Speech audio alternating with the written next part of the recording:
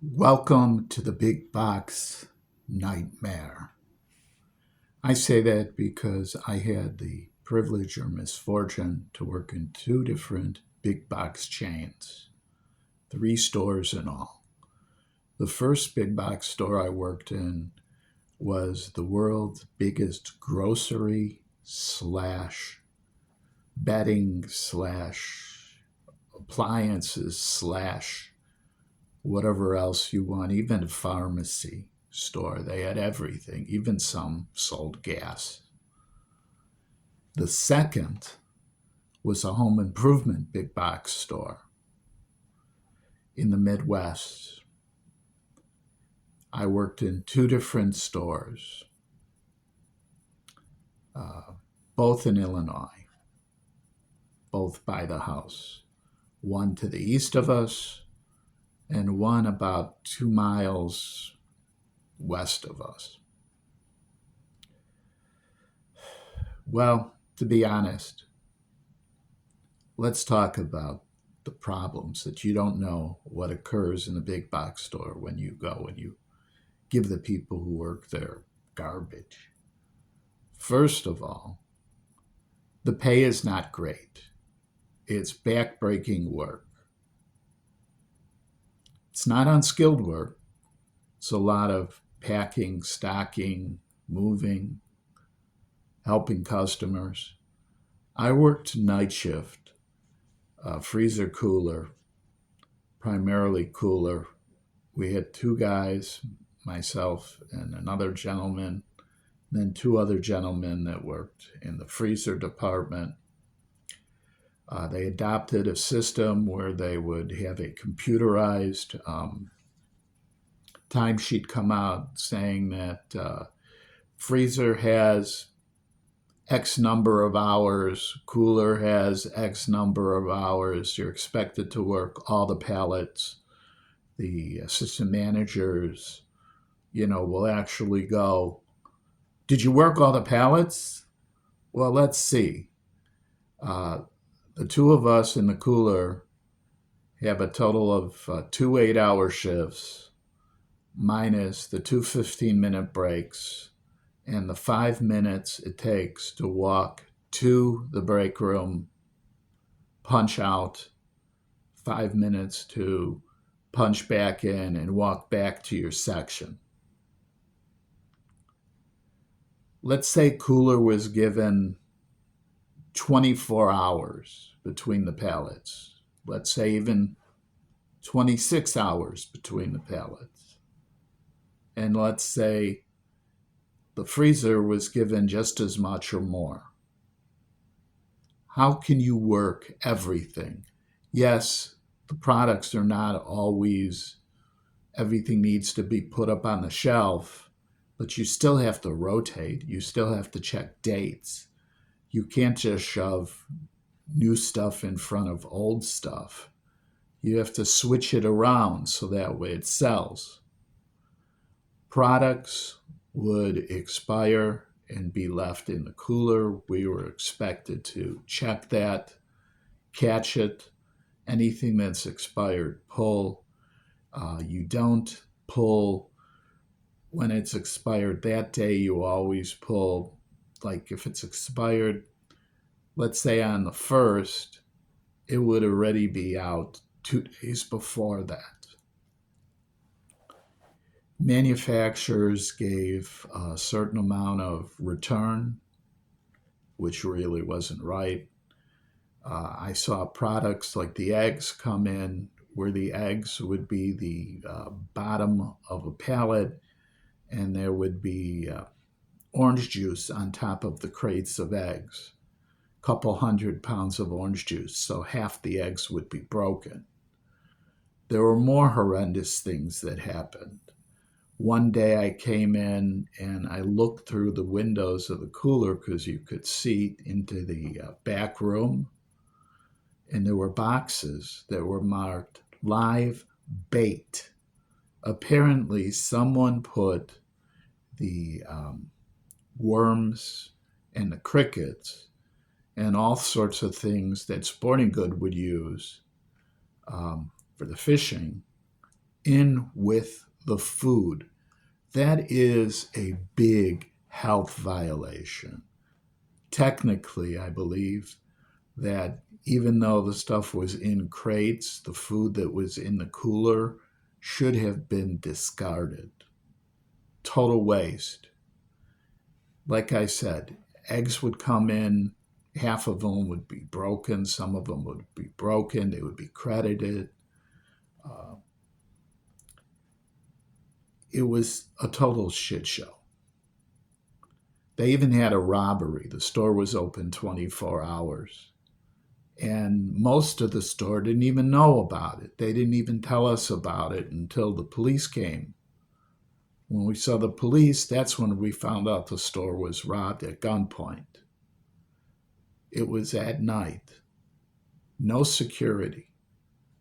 Very little security. And then the home improvement store. Let's talk about that. Oh, one thing about the food store. Workers actually died unloading trailers at the warehouse because, and there were workers who died in the freezer section also.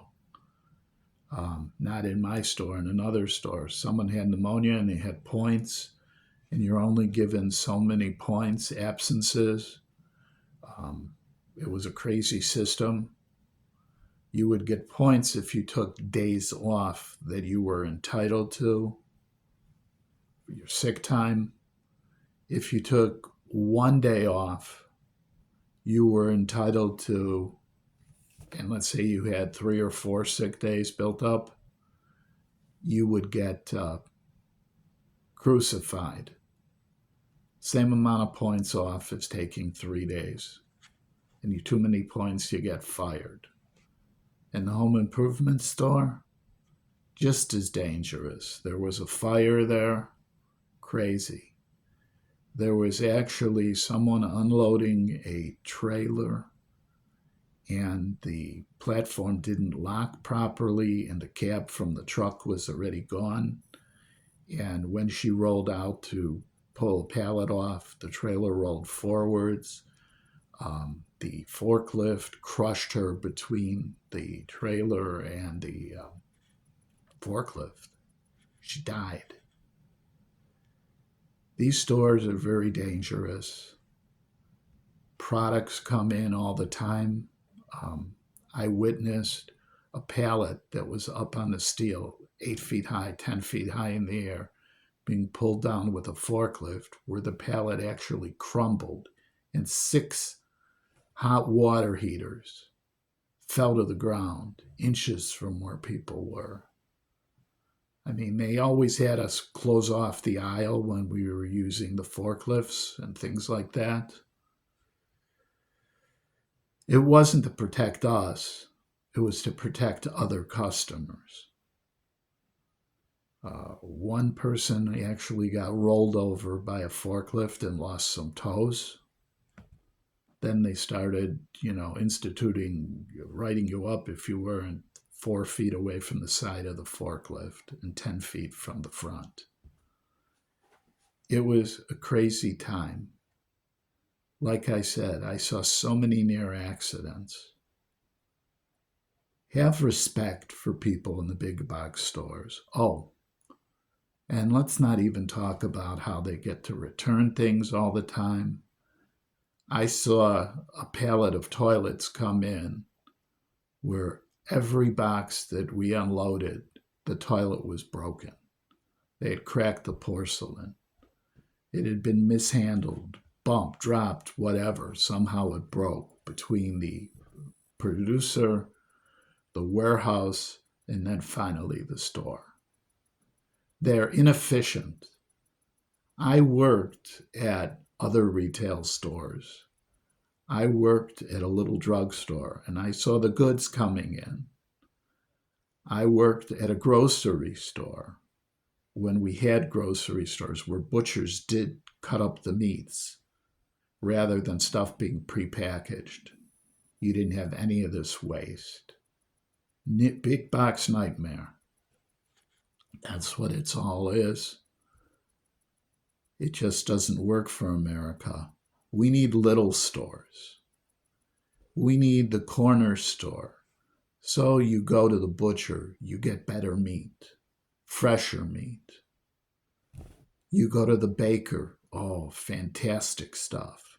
Not stuff that's made up and frozen and then reheated.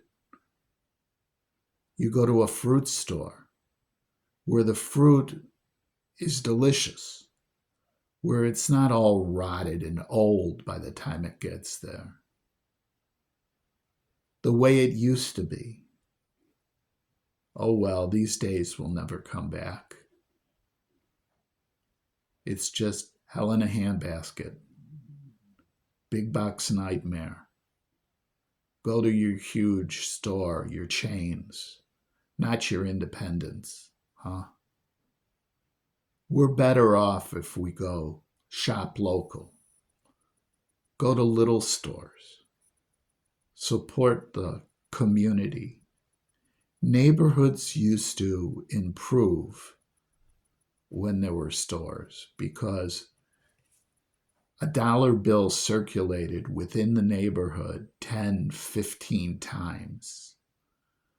It built the wealth of the neighborhoods.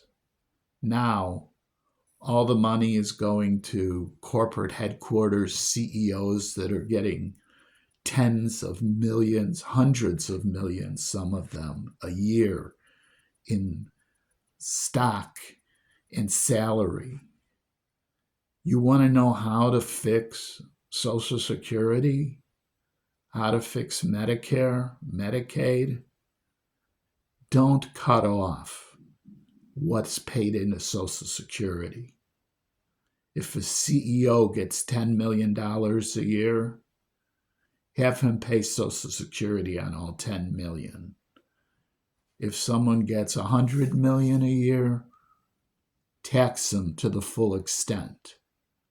Not only would Social Security be solvent forever, but the benefits that could be paid out of the trust fund, because mind you, it is a trust fund. It doesn't go into the general funds of the government. It's a trust fund, an insurance policy.